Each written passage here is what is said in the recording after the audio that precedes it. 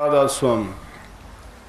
प्यारी साध संगत जियों, माताओं, बहनों, बुजुर्गों, नौजवान साथियों व बच्चों, आप सभी यहाँ पे सत्संग के लिए आए हैं।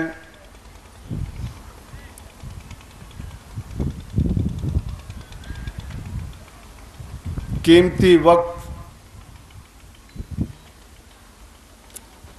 जिसका कोई मोल नहीं, कोई तोल नहीं, अपने काम काज छोड़ के यहाँ उपस्थित हुए हैं तो उसका पूरा पूरा लाभ भी उठाएं। क्योंकि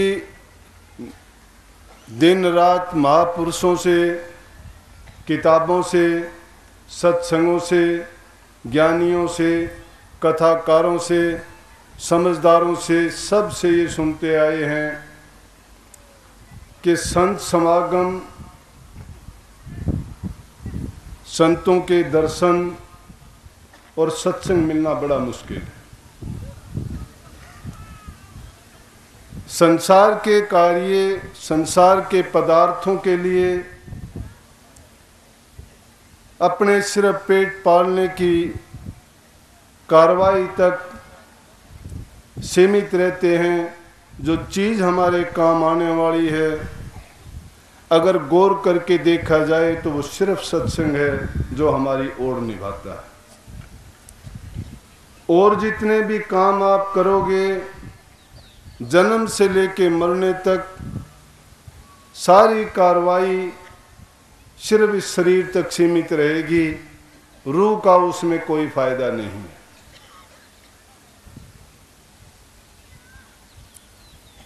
आत्मा का जब तक फायदा नहीं होता तो इंसान जीवन का कोई महत्व नहीं रहता।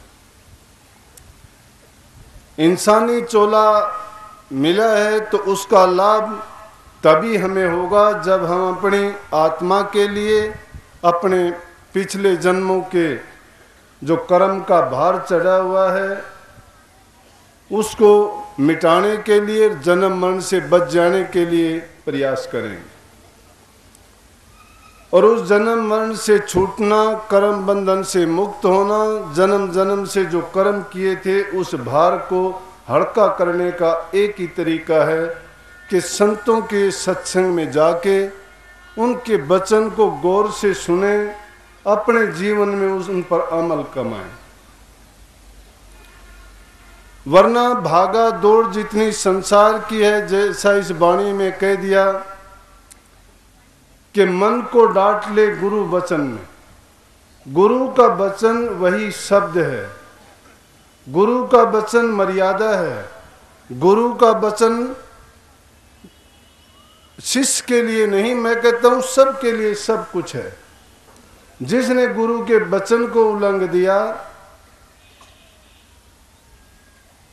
उसने सब कुछ खो दिया, सर्वनाश कर लिया। परंतु आज इंसान की बुद्धि भ्रमित है, ये मन का गुलाम होके काम करता है और मन इसको कभी रास्ते पर चलने नहीं देता। मन तो संसार के पदार्थों में फंसाता है। गुरु वचन जिसने छोड़ दिया, त्याग दिया, वो एक मर्यादा का उल्लंघन है। और मर्यादा का उल्लंघन जिसने कर दिया, उन्होंने किसने सुख पाया?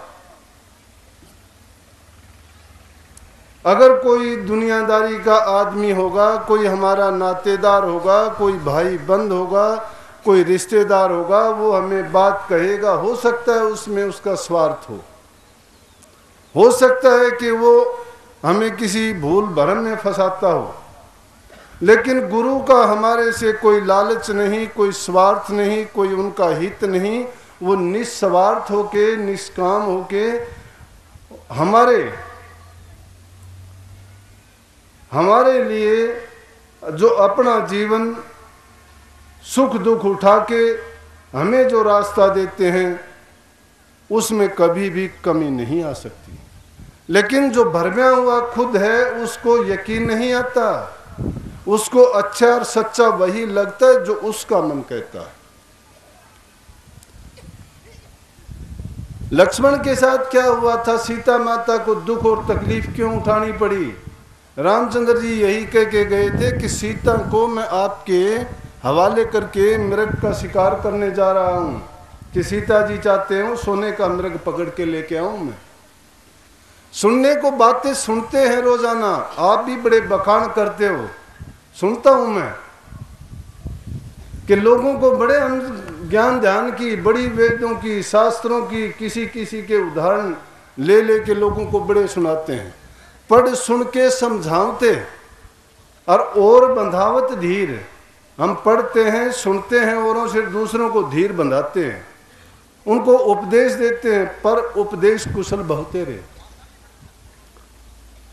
और आप प्यासे मरे और पिलाओ छीर। खुद को तो प्यासे मरते हैं, उनको पानी नहीं, ये नहीं पता तो जो करता है उसका कर्म क्या होगा, लेकिन दूसरों के लिए वो छीर बख्शते हैं, उनको दूध पिलाते हैं, अमृत पिलाते हैं। कहाँ से? पढ़ सुन के, किताबों से पढ़ी, किसी से सुन ली और वो उड़ेल दी दूसरों पर के ये ले ऐसा किया करो। उससे पूछे कि क्या आप ऐसा करते हैं? क्योंकि हम धर्म परायण नहीं रहे, कर्तव्य परायण नहीं रहे। गुरु ने जो बात बताई उस मर्यादा में नहीं रहे। अरे गुरु की वचन में जब संशय करते हैं तो हमारा बचने का कहां पर कोई गुंजाइश नहीं है, बच नहीं सकते यम की मार से। गुरु के जिसने वचन को उल्लंघ दिया, समझो कि उसने काल को न्योता दे दिया।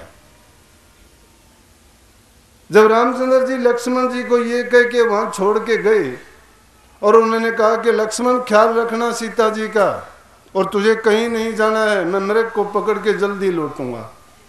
लेकिन सीता जी ने कहा कि मुझे तो ऐसी आवाज आती है जैसे श्री रामचंद्र जी को किसी ने कोई कष्ट दिया है, उसकी आवाज सुनी है, वो इतनी देर होगी आए नहीं है, और आप जाओ, जैसे मुझे लगता है कि मदद के लिए आपको बुला रहे हैं। लक्ष्मण जी इनकार करते हैं कि नहीं, मैं जाऊंगा नहीं, कि रामचंद्र जी मुझे हुक्म दे के गए हैं कि मैं उनकी हुक्म की पालना करूंगा। अगर मैंने हुक्म को तोड़ दिया, हुक्म को नहीं माना, तो उनके हुक्म का जो उल्लंघन होगा मेरे लिए बहुत बुरा होगा। वो मैं उनके हुक्म को तोड़ नहीं सकता। बोले कि वो अगर रामचंद्र जी हैं तो मेरा भी उनसे कोई संबंध है क्या, मेरे हुक्म को तोड़ देगा? बोला कि आपके हुक्म को भी नहीं तोड़ सकता, क्योंकि आपको मैं माता के समान समझता हूं। शिष्य का भी यही कर्तव्य बनता है। उसने तो भाई की मर्यादा को उस युग में, इसीलिए रामचंद्र जी का जो त्रेता युग था वो मर्यादा का युग था। अलग अलग युगों में अलग अलग बात चली थी। आज कलयुग में तो संतों ने ये कहा कि संत वचन का जो पालन कर लेगा, उनकी बात को ही मान लेगा, उसी जीव का कल्याण हो जाएगा।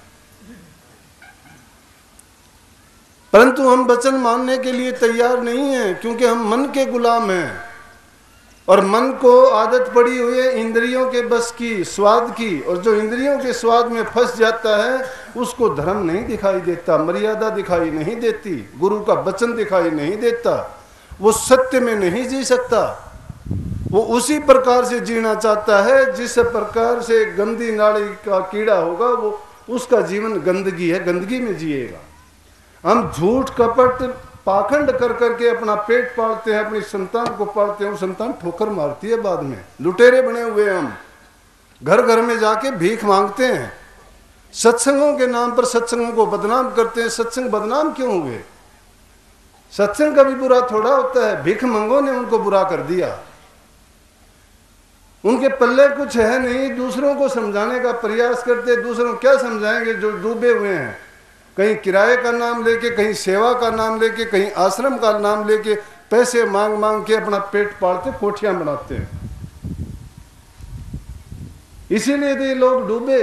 उनसे अच्छे तो मैं कहता हूं घरबारी वो अच्छे है, अपने घर में रहता है, कमा के खाता है, बच्चों का लालन पालन करता है, भूखे नंगे को आए को दान दक्षिणा देता है, भूखे का पेट भरता है, कुत्ते बिल्ली जो भी उसके दर पे आता है सबको कुछ ना कुछ देता है। क्यों देता है? कि वो धर्म के बारे में जानता है, कर्म के बारे में जानता है, उनके दिल में दया है। इसीलिए तो कहा कि दया धर्म का मूल है और पाप मूल अभिमान। तुलसी दया ना छोड़िए जब तक घटवे प्राण। जब तक तुम्हारे प्राण हैं तब तक दया को मत त्यागो। जिसके दिल में दया नहीं है, रहम नहीं है, वो कोई धर्म का मानने वाला नहीं है। धर्म है क्या? धर्म को तो इन अधर्मियों ने बिगाड़ दिया। इसीलिए आज धर्म के नाम पर लोगों को नफरत आती है। गुरुओं के नाम पर नफरत का कारण यही बन गया, क्योंकि उसको भी बदनाम करवा दिया ऐसे लोगों ने। आदमी एक बुराई करता है, उससे सारी जमात बुरी नहीं हो जाती, लेकिन लोग जब उसको देखते हैं तो दूसरों के दिल में ऐसे ख्याल पैदा होते कि जब इसने ऐसा किया तो ये भी ऐसा होगा। मेरे पास कितने आते हैं कि जी वो आदमी गया था, शब्द गाए, किराया भाड़ा दिया और चलते हुए बोला कि सेवा और दो मुझे। बोला जी ये लुटेरे आपने छोड़ रखे हैं, महाना अपनी मर्जी से भागे फिरते हैं। तो इससे संगत भी बदनाम होती है। क्यों? वो फिर सत्संगों में नहीं जाते, वो अपनी अलग दुकान चलाते हैं, मजबे लगाते हैं। वो ऐसे लोगों ने सत्संगों को, मैं कहता हूं कि सत्संग तो जहाज है जो जीवों को बैठा के परले किनारे लगाता है संसार से, भव सागर से। लेकिन जो इन मर्यादाओं को त्याग कर दिया, कुछ गुरु के वचन को छोड़ दिया और उन्होंने धर्म का पालन करना त्याग दिया, तो कहाँ से उनके दिल में दया होगी, कहाँ से प्रेम होगा, कहाँ से नाम भक्ति होगी, और क्या वो करेंगे, क्या उनका जीवन का फैसला होगा। लेकिन फिर वो फैसला खुद कर लेते हैं कि जो होगा वो देखा जाएगा। अरे देखा जाएगा, इससे तो अच्छे संसारी आदमी हैं। मैंने इसीलिए कहा कि गृहस्थी आदमी, गृहस्थ का धर्म सबसे बड़ा है। सत्संग है गृहस्थियों के लिए। कितने आदमियों का तुम पाल पोस के लालन पालन करते हो, जीव जंतु भी तुम सिखाते हैं, कीड़े मकोड़े भी जब से तुम काम करते हो उनका भी हिस्सा निकल जाता है, और जानबूझ के कोई अधर्म और पाप तुम करते नहीं हो। सही रास्ता तो ये इंसानियत का ही रास्ता जिसने त्याग दिया, और धर्म की जिसने छाप लगा ली, वो धर्म नहीं रहा, वो मजहब नहीं है, वो संप्रदाय नहीं है। वो तो संप्रदाय का नाम लेके उसकी आड़ में शिकार करते शिकारी हैं। तो कभी भी मर्यादाओं का त्याग ना करो। गुरु ने जो वचन निकाल दिया, उल्टा हो, सीधा हो, बुरा हो, भला हो, सच्चा लगे, बुरा लगे, उस वचन को गुरु का शब्द मंत्र कर मान। गुरु ने जो शब्द कह दिया मंत्र करके मानो। होना चाहिए गुरु पाखंडी नहीं होना चाहिए, लालची नहीं होना चाहिए, भिखारी नहीं होना चाहिए, घर घर जो घूमता है और फिरता है वैसा नहीं होना चाहिए। ये गुरु नहीं है। गुरु नाम तो शब्द का ही है, शब्द का पालन करो। तो बात मैंने रामचंद्र जी की कही थी, जब सीता माता ने उसको दो चार बातें लक्ष्मण जी को कही, और लक्ष्मण जी ने क्या कहा, जब अंत में उसको बुरे वचन कहे, वचन के ताने उसको लगे, तो दुख हुआ और उसने समझा कि अब तो मेरा यहां से चला जाना ही अच्छा है। तो जब जाने लगा तो कहने लगा, ठीक है मैं आपके हुक्म का पालन करता हूं, और भाई की कही हुई बात को, श्री रामचंद्र जी के वचन को तोड़ना नहीं चाहता था, लेकिन तोड़ रहा हूं मैं। परंतु आपके लिए एक बात करके जाता हूं कि मैं एक कार लगा के जाता हूं, इस कार को उल्लंघना नहीं, इससे बाहर नहीं आना, इसके अंदर ही रहना जब तक हम दोनों भाई वापस नहीं आ जाते। और पीछे से क्या होता है कि रावण पाखंडी का रूप धारण करके आता है, साधु का रूप धारण करके आता है, और जब वो देखता है कि कार लगी हुई है तो इस कार को पार नहीं कर सकता। वो लक्ष्मण जी की कार थी, लेकिन उसमें इतनी ताकत थी कि जो ही उसके पास गया, जाते ही एहसास हो गया कि मैंने अगर इसको पार किया तो मैं भस्म हो जाऊंगा।